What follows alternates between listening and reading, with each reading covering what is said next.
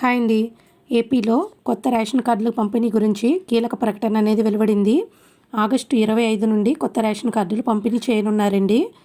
August 25 నుంచి 31 తారీఖు వరకు రాష్ట్ర వ్యాప్తంగా అన్ని గ్రామాలలోనూ స్మార్ట్ కార్డు సైజులో ఉండే రేషన్ కార్డులను అయితే పంపిణీ చేయబోతున్నారు. టోటల్గా 16 లక్షల అప్లికేషన్స్ అయితే వచ్చాయండి రేషన్ కార్డుల కోసం. వాటిలో 9 లక్షల మందికి అయితే కొత్త రేషన్ కార్డులు అనేవి మంజూరు చేశారు. అదేవిధంగా పాత రేషన్ కార్డులో డిలీట్ ఆప్షను, యాడింగ్ ఆప్షన్ కూడా ఇచ్చి ఉన్నారండి. ఎవరైనా కొత్త సభ్యులను చేర్చుకోవాలన్నా, అదేవిధంగా పాత సభ్యులను ఎవరైనా తొలగించాలన్నా కూడా ఈ ఆప్షన్ను మీరైతే ఉపయోగించుకోవచ్చండి. అదేవిధంగా ప్రతి నెల 1వ తేదీ నుండి 15వ తేదీ వరకు అయితే రేషన్ దుకాణాలు తెరిచి ఉంటాయండి.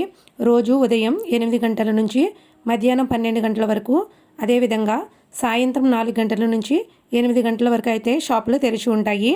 65 సంవత్సరాలు పైబడిన వృద్ధులకు ఈ రేషన్ సరుకులు అనేవి హోమ్ డెలివరీ కూడా చేయబోతున్నారండి. మరిన్ని అప్డేట్స్ కోసం మా ఛానల్ని సబ్స్క్రైబ్ చేసుకోండి. ప్లీజ్ లైక్ చేసి షేర్ చేయండి. Thanks for watching.